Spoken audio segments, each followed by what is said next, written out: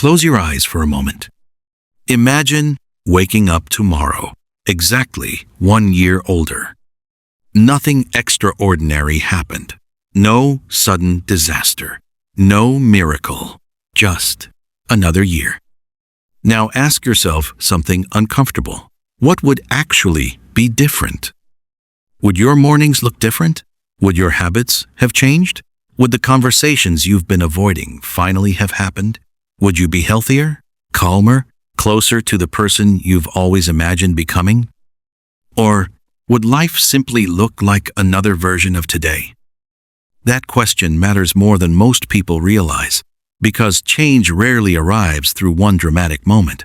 More often, it arrives quietly, or it doesn't arrive at all. Not because people lack intelligence, not because they lack potential, but because they repeat patterns that feel ordinary, until one day they look back and wonder where the years went. Psychologists have long studied how repeated habits, automatic thinking, and everyday decisions shape long-term outcomes. Most of the choices that influence our lives aren't dramatic. They're repeated, small decisions. Made so often, they eventually become invisible. This documentary isn't about fear. It isn't about guilt. And it isn't here to convince you that you've wasted your life. It's about something far more valuable: awareness. Because awareness often comes before lasting change. Over the next hour, we're going to explore the psychological patterns, the habits, the assumptions, and the invisible decisions that quietly create regret long before people recognize it. Some of these patterns may feel familiar. Some may surprise you, and one of them might permanently change the way you see your own life. Stay with me, because the final lesson in this documentary connects everything we've discussed. And once you see that connection, you may never think about your time, your attention, or your future in quite the same way again. This is Persistence Project HQ, where psychology, philosophy, and practical wisdom come together to help you think more clearly, live more intentionally, and make better decisions over the long term. If you're looking for ideas that stay with you long after the video ends, rather than motivation that disappears tomorrow, consider subscribing. Every documentary here is carefully researched and thoughtfully written to help you build a stronger mind, better habits, and a more intentional life. Today's documentary is called The Psychology of Regret: 10 Life Lessons People Wish They Learned Earlier. Let's begin with a truth that many people don't recognize until years have already passed. Chapter 1: The Regret of Waiting for the Right Time. Have you ever noticed how easy it is to postpone something important when there isn't a deadline? Not because you don't care, not because you aren't capable, but because it feels like there will always be another opportunity, another Monday, another birthday, another new year, another better time. At first, waiting feels harmless, almost responsible. You tell yourself, I'll start when life calms down, when I have more money, when I know a little more, when I'm more confident. Those thoughts feel reasonable. Sometimes they are. But there is an important difference between strategic patience and unconscious postponement. One creates progress. The other quietly steals years. Researchers who study procrastination have found that delaying important tasks is often less about poor time management and more about emotion management. Sometimes we delay because a task feels overwhelming. Sometimes because we're afraid of making mistakes. Sometimes because beginning forces us to confront uncertainty. The delay brings temporary relief, but temporary relief often creates long-term regret, because while discomfort fades, time continues moving. Think about someone who has wanted to learn a new language for 10 years, or write a book, or improve their health, or reconnect with someone they care about. The dream doesn't usually disappear. It simply gets pushed further and further into the future, until eventually, the future begins looking a lot like the past. Here's something worth reflecting on. If nothing about your daily decisions changed, where would you likely be 5 years from now? Not based on your hopes, based on your current habits. That question isn't meant to discourage you.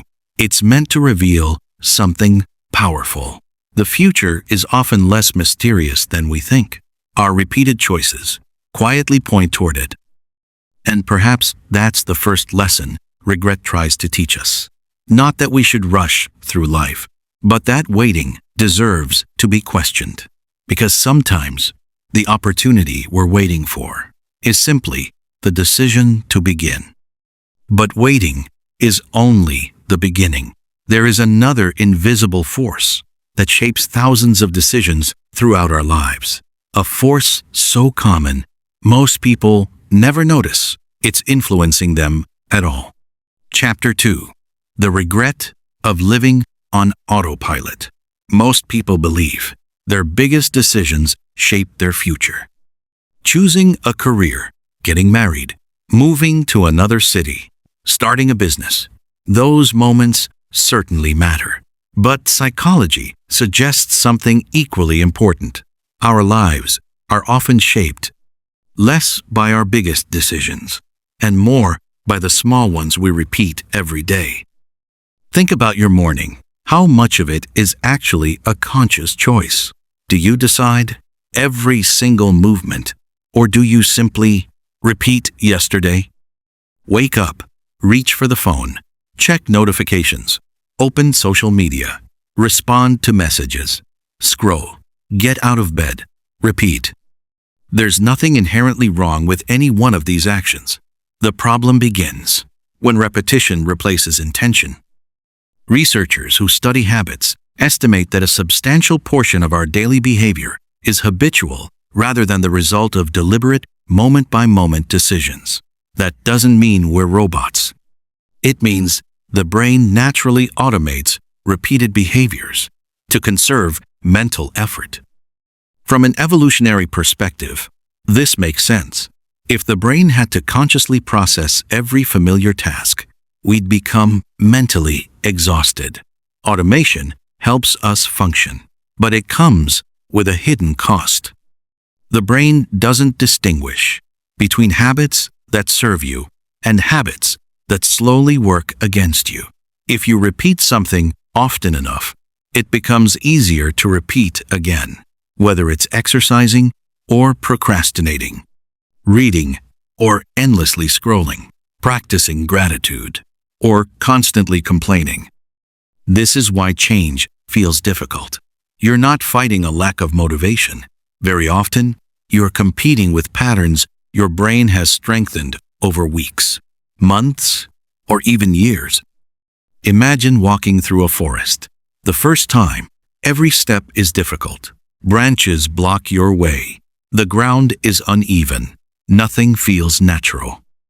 But after walking the same route every day, a clear path begins to appear. The next journey becomes easier, not because the forest changed, because repetition created a trail. Habits work much the same way.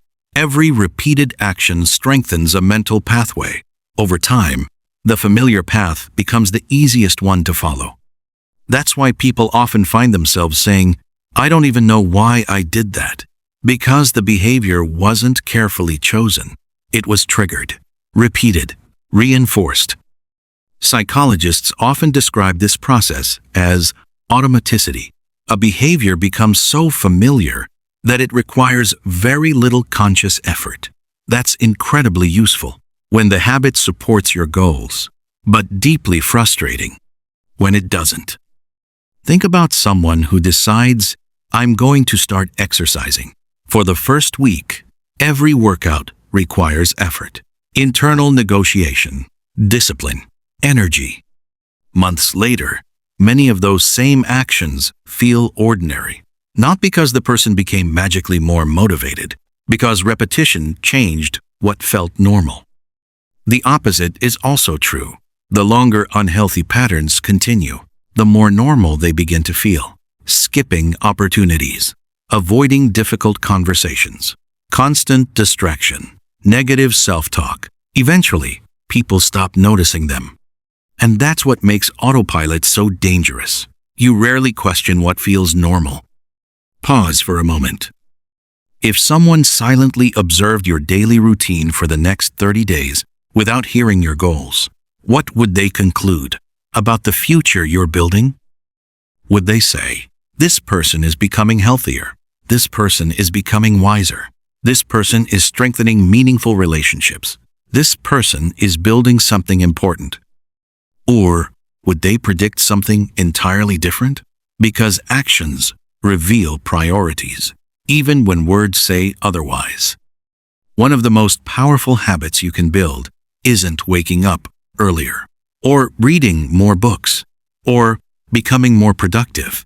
It's learning to pause before automatic behavior takes over.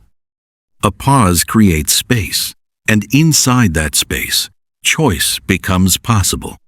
Instead of automatically reaching for your phone, you notice the impulse. Instead of immediately reacting in anger, you notice the emotion. Instead of saying, "I've always been this way," you ask, "Is there another response available to me?" That tiny moment of awareness may seem insignificant, but over months and years, those moments accumulate. They slowly reshape the direction of a person's life. Many people spend years searching for one dramatic breakthrough, one life-changing opportunity, one perfect strategy. Yet lasting transformation is often much quieter. It begins the moment unconscious behavior becomes conscious. Because once you can see a pattern, you are no longer completely controlled by it. If this chapter has made you notice a routine or habit you've been repeating without thinking, comment "aware," not because a single word changes your life, but because awareness is often the first step toward meaningful change. But habits aren't the deepest reason people experience regret.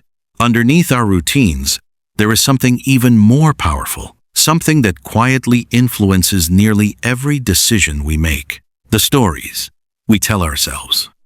Chapter 3. The regret of believing every thought you think.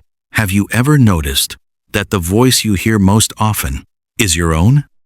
From the moment you wake up until the moment you fall asleep, your mind is constantly talking, commenting, predicting, judging, remembering, imagining, questioning. Some of those thoughts are useful. Some help you solve problems. Some protect you from danger. But not every thought your mind produces is true. This is one of the most important ideas in modern psychology. Thoughts are not automatically facts. That may sound obvious, yet many people spend years treating every thought they have as though it were an accurate description of reality. "I'll probably fail. They're judging me. I'm too late. I've missed my chance. I'm just not good enough." Notice something. Those aren't observations. They're interpretations, and interpretations can be mistaken. Psychologists who study cognition have identified dozens of thinking errors, often called cognitive distortions. These are predictable ways our minds can misinterpret situations, not because we're unintelligent, but because the brain often prefers quick conclusions over careful analysis. For example, imagine sending someone an important message. Hours pass. No reply. Almost immediately, your mind begins writing a story. "They're ignoring me. They're upset. I must have said something wrong."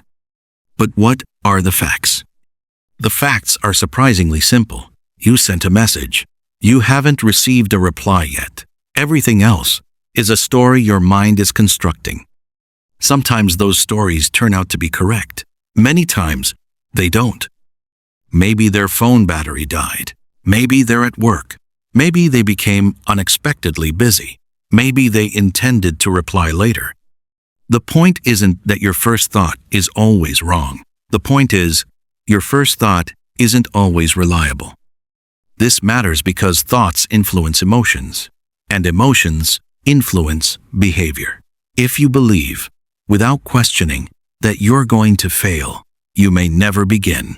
If you assume people will reject you, you may avoid meaningful relationships. If you convince yourself that change is impossible, you'll stop looking for opportunities to grow. The thought becomes a decision. The decision becomes a habit. The habit becomes a life. That's why learning to examine your thinking is one of the most valuable skills you can develop, not to silence your inner voice, but to become curious about it. Instead of immediately believing every thought, try asking questions. What evidence supports this? What evidence challenges it? Am I confusing feelings with facts? Is there another explanation I haven't considered? These questions won't eliminate difficult emotions, but they can help prevent inaccurate conclusions from quietly shaping your future. History provides countless examples of people who refused to accept their first interpretation of reality. Scientists challenged assumptions that had been accepted for generations. Inventors questioned what others believed was impossible. Writers continued creating despite repeated rejection. Progress often begins when someone becomes willing to question the story that everyone else has accepted, including the story inside their own mind. Think about your own life. What's one belief you've carried for years without ever placing it on trial? Maybe you've decided, I'm simply not disciplined, or I'm not creative, I'm too old to begin, I'm too inexperienced, I'm just unlucky. Now ask yourself, when did I decide that? Was it after one failure, one embarrassing moment, one person's opinion, one difficult season, or has that belief simply become familiar because you've repeated it often enough? There's an important difference between recognizing a weakness and turning that weakness into your identity. You might struggle with consistency. That doesn't mean you're incapable of becoming consistent. You may have failed before. That doesn't mean failure defines your future. You may still have a lot to learn. That doesn't mean you're incapable of learning it. Your mind is an extraordinary tool, but like any tool, it requires careful use. Left unexamined, it can quietly reinforce fear, assumptions, and limitations that were never completely true. Examined with honesty, it becomes one of your greatest allies. Here's something practical you can do today. Take one limiting thought you've repeated this week. Write it down. Then underneath it, write only facts, not opinions, not fears, only observable evidence. You may discover that what felt like certainty was actually a story waiting to be questioned. If you've ever realized that your own thinking has sometimes held you back more than your circumstances, comment. Question, not because commenting changes your life, but because growth often begins the moment you become willing to question your own assumptions. But even when people learn to question their thoughts, another challenge quietly remains, one that influences almost every important decision they'll ever make. Fear. Not the fear that protects you from danger, the fear that disguises itself as logic. Chapter 4. The hidden architects of your decisions. Most people believe they're making their own decisions. And in many ways, they are. But here's a question few people stop to ask. How many of your daily choices were completely your own?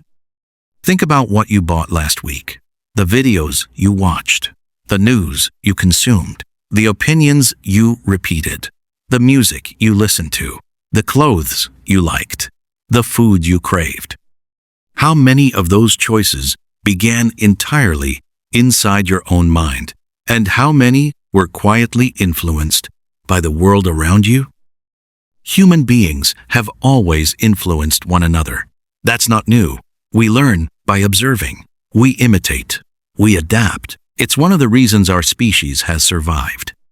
Psychologists have spent decades studying social influence, and the findings are remarkably consistent. The people around us, the environments we spend time in, and the information we're repeatedly exposed to can all influence our attitudes and behavior, often without us realizing it. Imagine walking into a room where everyone suddenly looks toward the ceiling. Most people, even if only for a second, will instinctively look up too, not because they carefully analyze the situation, because the human brain is naturally attentive to social cues. That instinct has helped human beings survive for thousands of years. But in today's world, it can also shape our thinking in unexpected ways. You don't just consume information. Information slowly begins to shape what you notice, what you believe, what you expect, and eventually, how you see yourself. Think about this carefully. If every day you consume messages telling you that everyone else is more successful, more attractive, more productive, or happier than you, what begins to happen? Psychologists have long described a tendency called social comparison. Human beings naturally compare themselves with others. Sometimes those comparisons motivate us, but sometimes they quietly damage our sense of contentment. The difficult part is this. Today, we're no longer comparing ourselves with a handful of people in our neighborhood. We're comparing ourselves with carefully edited moments from millions of lives. A promotion, a wedding, a holiday, a new house, a perfect photograph, a business success, a celebration. Rarely the anxiety, rarely the arguments, rarely the failures, rarely the uncertainty. When we repeatedly compare our ordinary days with someone else's highlight reel, it's easy to believe we're falling behind, even when we're making meaningful progress. That's why awareness matters, not because influence is always harmful, but because unconscious influence is powerful. Ask yourself something. Who is shaping the way you think every single day? The books you read? The conversations you have? The creators you follow? The people you spend time with? The headlines you consume? Because influence works quietly. You rarely notice it happening until one day you realize your standards, your habits, your beliefs, and even your ambitions have gradually changed. Here's something practical to try this week. Audit your environment, not your room, your mind. For one day, pay attention to everything that enters it. Every conversation, every notification, every headline, every video, every complaint, every encouraging word. At the end of the day, ask yourself one question. Did these things move me closer or further away from the person I want to become? Because every environment is teaching you something. The only question is whether it's teaching you intentionally or accidentally. If this chapter made you realize that your environment influences you more than you thought, comment intentional. Not because one word changes your future, but because becoming intentional is how you begin reclaiming it. But even after people recognize outside influence, there's another trap waiting, one that feels productive, looks responsible, and quietly steals years from millions of lives. The trap of endless preparation. Chapter 5. The trap of always getting ready. There is a sentence that has quietly delayed millions of dreams. I'm just not ready yet. Sometimes that's true. Preparation matters. Learning matters. Practice matters. Planning matters. No one becomes an excellent surgeon, pilot, engineer, or architect without preparation. The goal isn't to dismiss preparation. The goal is to recognize when preparation quietly becomes avoidance. Ask yourself this: how many books, courses, videos, podcasts, and ideas does someone need before they begin? At what point does learning stop being preparation and start becoming procrastination? Knowledge is powerful, but knowledge that is never applied cannot transform a life. Think about someone who has read 20 books about communication, yet never starts the difficult conversation they've been avoiding, or someone who watches hundreds of videos about fitness, but never develops a consistent exercise routine, or someone who spends years researching how to start a business without ever serving a single customer. The information isn't the problem. The missing bridge is action. Educational psychologist Kurt Lewin famously observed, "If you truly want to understand something, try to change it." There is a kind of learning that only becomes available after you begin. No amount of reading about swimming can fully replace entering the water.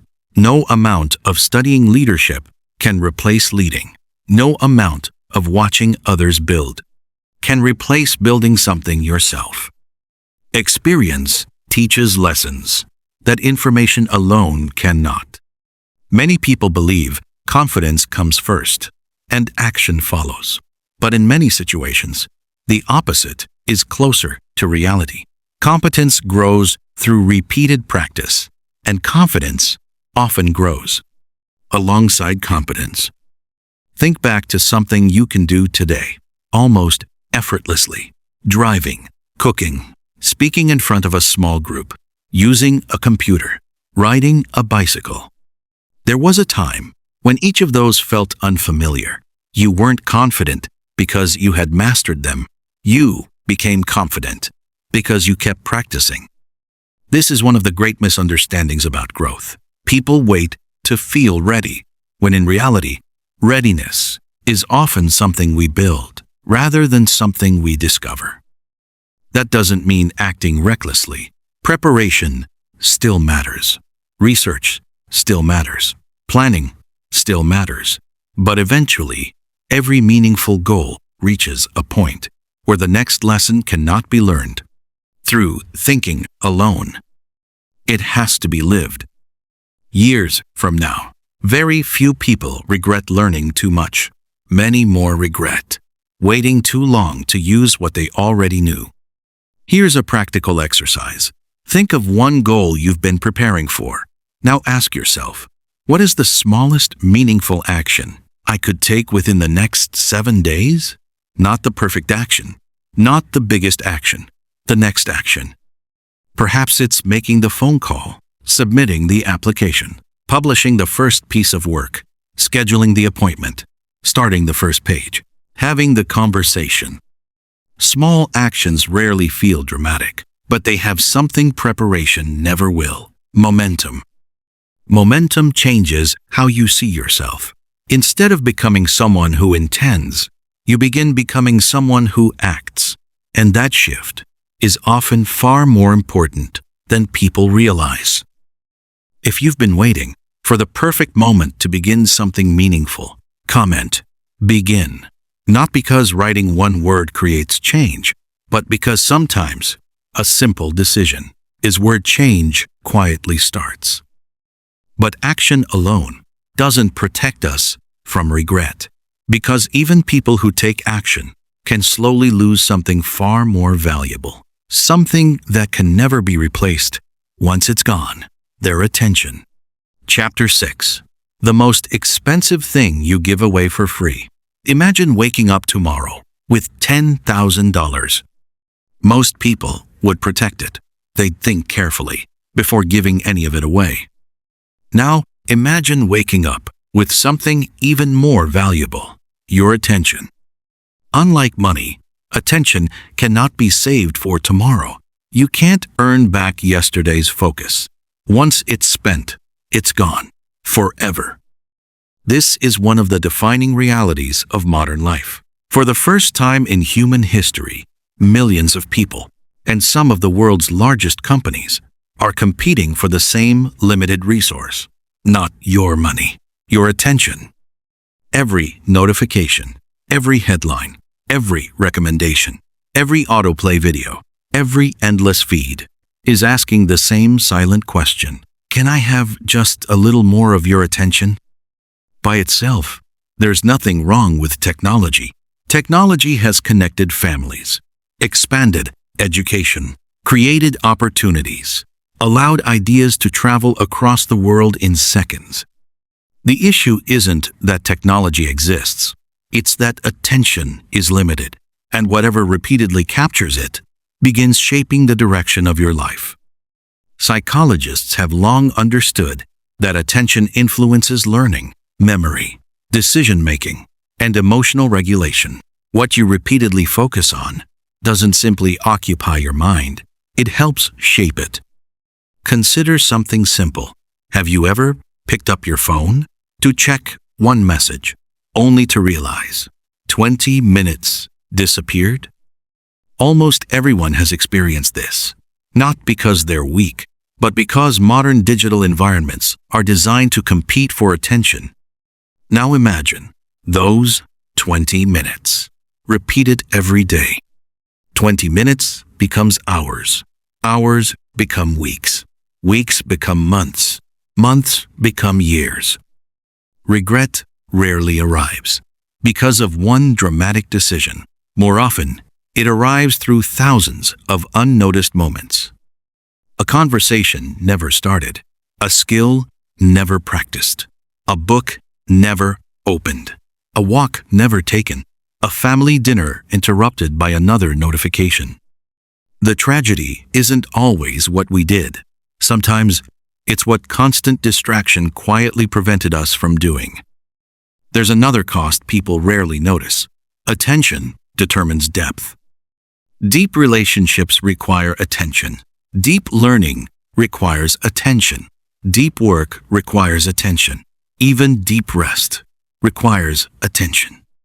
When attention becomes constantly fragmented, life can begin to feel fragmented too. People describe feeling busy without feeling fulfilled, informed without feeling wiser, connected without feeling truly close to anyone. Because information is not the same as understanding, and connection is not the same as presence. Think about the people you remember most. Were they the ones who constantly looked past you, toward another screen? Or were they the people who gave you something increasingly rare, their complete attention? Presence has become one of the greatest gifts one human being can offer another. And perhaps one of the greatest gifts you can offer yourself.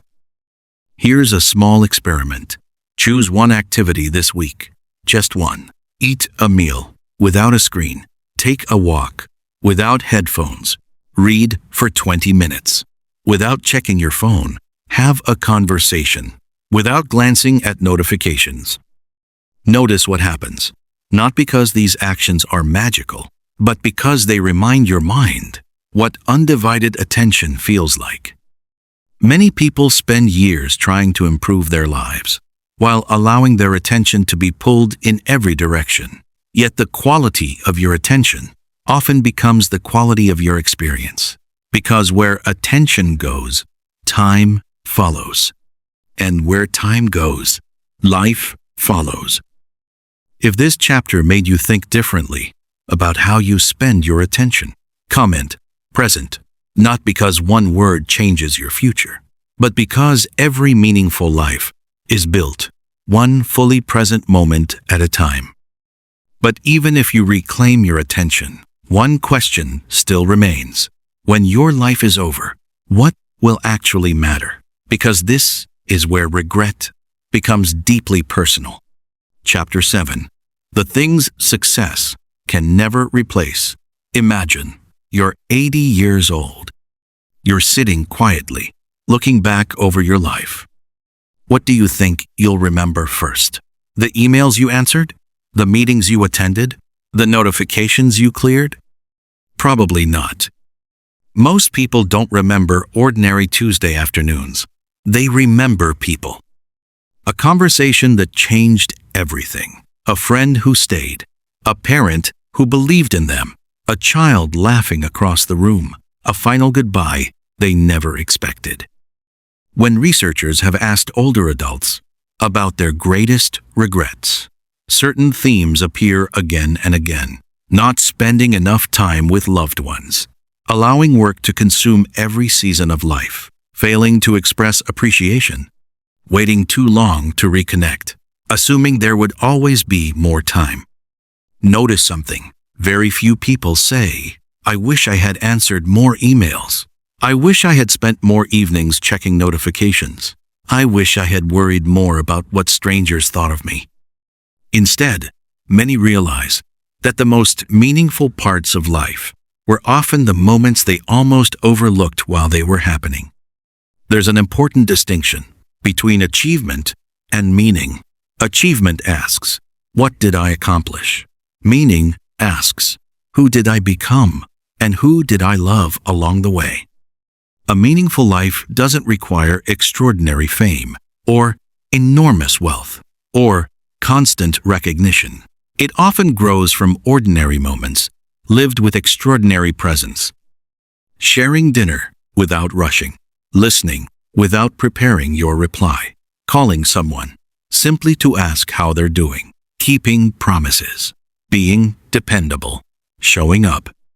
These moments rarely make headlines, but they quietly shape the story of a life.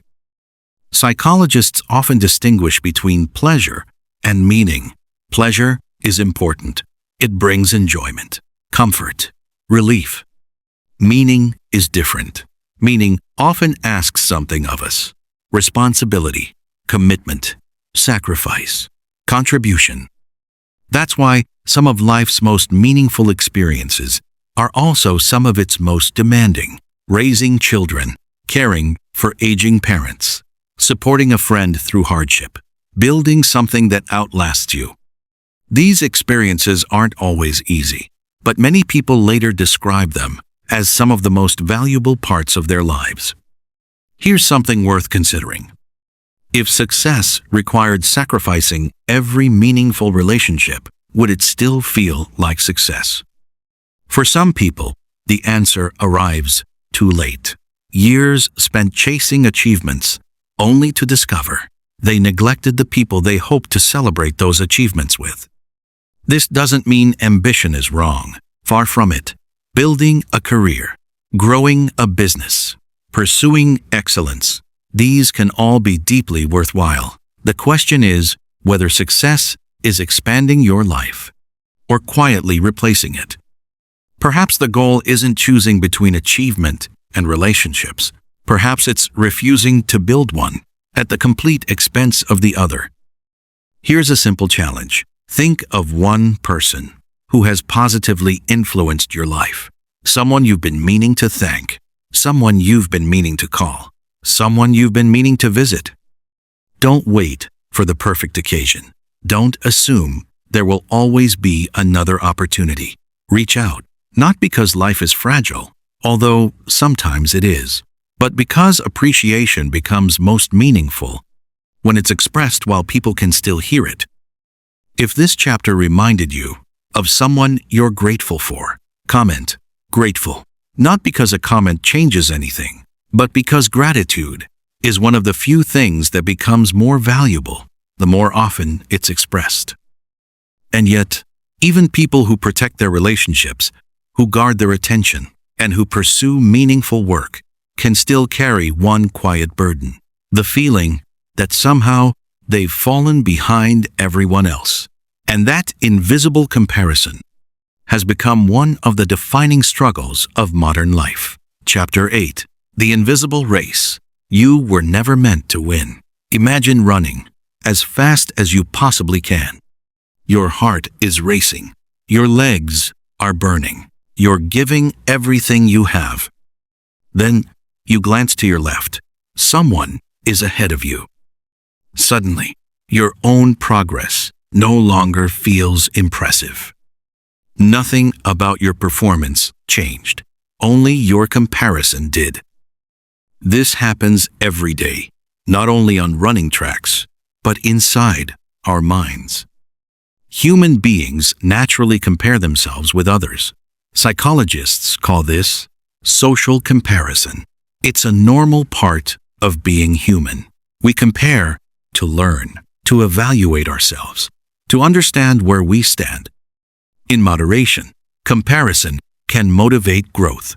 Watching someone master a skill can inspire us to improve. Seeing another person overcome hardship can remind us that progress is possible.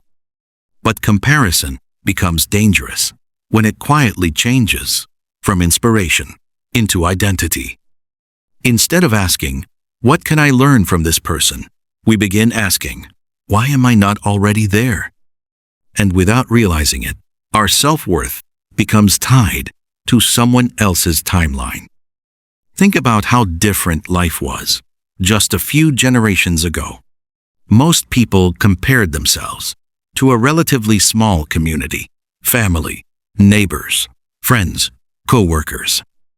Today, before breakfast, you can compare yourself to the wealthiest entrepreneur, the fittest athlete, the most attractive model, the happiest looking family, the most productive creator, and the most successful investor, all within 5 minutes. Your brain was never designed to process that many comparisons every single day. There's another problem. Most of what we compare ourselves to is incomplete. We see achievements, not anxiety. We see celebrations, not sacrifices. We see victories, not years of uncertainty that came before them. Imagine judging your entire life against someone else's highlight reel. It's like comparing your behind-the-scenes footage to someone else's finished movie. The comparison was never fair to begin with. Now, ask yourself something. How many goals did you genuinely choose for yourself, and how many did you absorb simply because everyone else seemed to be chasing them? A particular career, a certain salary, a certain lifestyle, a certain timeline, a certain definition of success. Sometimes, people spend years climbing a ladder, only to discover it was leaning against the wrong wall, not because the goal was bad, but because it wasn't truly theirs. One of the quietest forms of regret is succeeding at something that never really mattered to you. That's why clarity is often more valuable than comparison, because clarity asks, what kind of life do I actually want? Comparison asks, what kind of life seems impressive? Those are not always the same question. Here's something practical. The next time you admire someone, pause before comparing yourself. Instead ask, what specific principle or habit can I learn from them? That single question transforms envy into education, competition into curiosity, comparison into growth.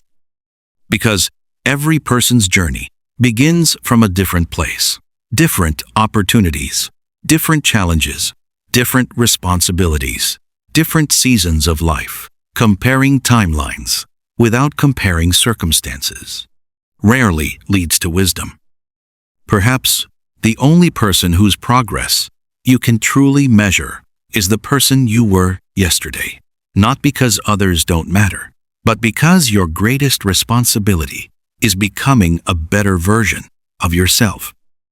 If this chapter helped you realize that you've been measuring your life against someone else's timeline, comment, "My path," not because those 2 words change your future, but because every meaningful journey begins when you stop running someone else's race. And now, we arrive at one final question. The question that quietly sits beneath every chapter in this documentary. If you truly understood that your time is limited, what would you stop doing? And what would you finally begin? Chapter 8. The Invisible Race. You were never meant to win. Imagine running as fast as you possibly can. Your heart is racing. Your legs are burning. You're giving everything you have. Then you glance to your left. Someone is ahead of you. Suddenly, your own progress no longer feels impressive. Nothing about your performance changed. Only your comparison did. This happens every day, not only on running tracks, but inside our minds. Human beings naturally compare themselves with others. Psychologists call this social comparison. It's a normal part of being human. We compare to learn, to evaluate ourselves, to understand where we stand.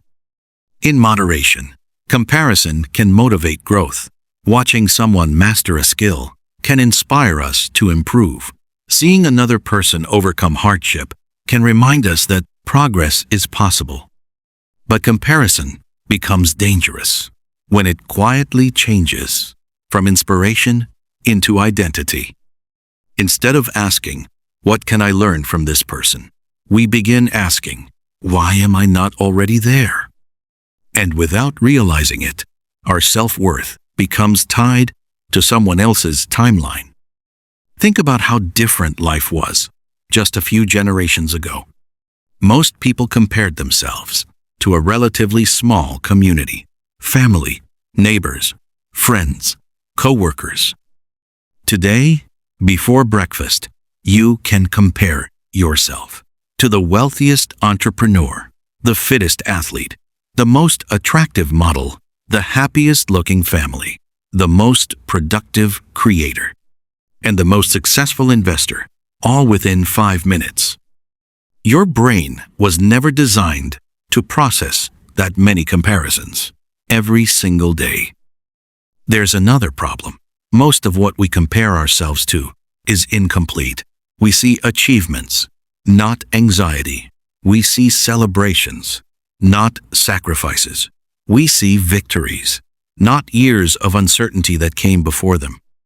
Imagine judging your entire life against someone else's highlight reel. It's like comparing your behind-the-scenes footage to someone else's finished movie. The comparison was never fair to begin with. Now, ask yourself something. How many goals did you genuinely choose for yourself? And how many did you absorb simply because everyone else seemed to be chasing them? A particular career, a certain salary, a certain lifestyle, a certain timeline, a certain definition of success. Sometimes, people spend years climbing a ladder, only to discover it was leaning against the wrong wall, not because the goal was bad, but because it wasn't truly theirs. One of the quietest forms of regret is succeeding at something that never really mattered to you. That's why clarity is often more valuable than comparison, because clarity asks, what kind of life do I actually want? Comparison asks, what kind of life seems impressive? Those are not always the same question. Here's something practical. The next time you admire someone, pause before comparing yourself. Instead, ask, what specific principle or habit can I learn from them? That single question transforms envy into education, competition into curiosity, comparison into growth. Because every person's journey begins from a different place, different opportunities, different challenges, different responsibilities, different seasons of life. Comparing timelines without comparing circumstances rarely leads to wisdom. Perhaps the only person whose progress you can truly measure is the person you were yesterday, not because others don't matter, but because your greatest responsibility is becoming a better version of yourself. If this chapter helped you realize that you've been measuring your life against someone else's timeline, comment, "My path," not because those two words change your future, but because every meaningful journey begins when you stop running someone else's race. And now, we arrive at one final question. The question that quietly sits beneath every chapter in this documentary. If you truly understood that your time is limited, what would you stop doing? And what would you finally begin? Chapter 9. The Life You Build, One Decision at a Time. If you've stayed with me until this point, you've probably noticed something. This documentary was never really about regret. It was about awareness. Awareness of your habits, your attention, your relationships, your thoughts, your environment, your choices. Because regret rarely appears overnight. It accumulates, quietly, almost invisibly. One postponed conversation, one neglected friendship, one unnecessary distraction, one promise made to yourself and quietly broken. None of those moments seem life-changing until years later, when you realize they were. But here's the encouraging truth. The same principle works in the opposite direction. Small decisions also accumulate. One walk, one chapter of a book, one difficult conversation, one apology, one evening spent fully present with your family, 1 hour spent building a skill instead of consuming another distraction. By themselves, they appear ordinary. Repeated consistently, they become extraordinary. Psychologists often speak about incremental change. Small improvements, repeated consistently, can produce meaningful differences over time, not because each action is dramatic, but because repeated behavior compounds. This is one of the quietest truths about life. Most transformations are invisible while they're happening. The person becoming healthier doesn't suddenly wake up transformed. The person rebuilding confidence doesn't become fearless overnight. The person restoring a relationship doesn't repair years of distance with one conversation. Progress usually hides inside repetition. That's why so many people quit too early. They expect dramatic evidence. Instead, they receive subtle progress. A stronger habit, a calmer response, a clearer thought, a better decision, a little more discipline than yesterday. Those changes rarely receive applause, but over time, they begin changing the person making them. Think back to the beginning of this documentary. We asked one simple question. If you woke up 1 year from today, what would actually be different? Now, perhaps there's a better question. What decision could you make today that your future self would quietly thank you for? Not the biggest decision, not the most dramatic, the next honest one. Maybe it's finally scheduling the medical appointment you've delayed. Maybe it's putting your phone away during dinner. Maybe it's beginning the project you've spent months researching. Maybe it's forgiving someone. Maybe it's forgiving yourself. Whatever it is, don't underestimate it, because lives rarely change through one defining moment. They change through defining moments, repeated as habits. You don't need to become a completely different person tomorrow. You simply need to become slightly more intentional than you were yesterday. And then repeat it again, tomorrow, and the day after that. Because the direction of your life is rarely determined by what you do occasionally. It's shaped by what you repeatedly choose. If this documentary has given you one new perspective, don't let it become just another video you watched. Choose one lesson, only one, and put it into practice before this day ends. Not because change happens instantly, but because action gives understanding a place to live.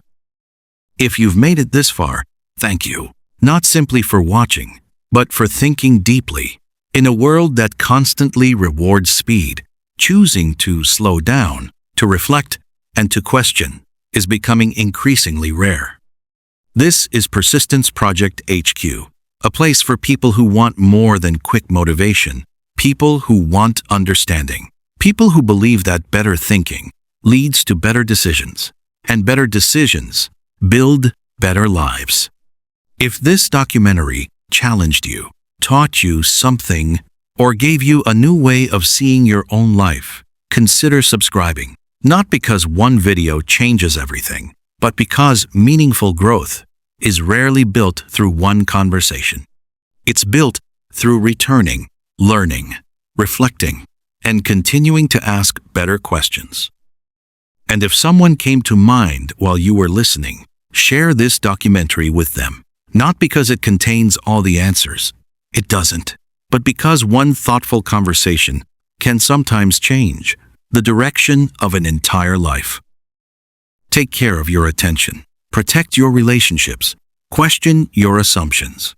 Choose your habits carefully. Spend your time intentionally. And remember, the life you'll remember tomorrow is being built by the decisions you make today. Thank you for spending this time with me. I'll see you in the next documentary.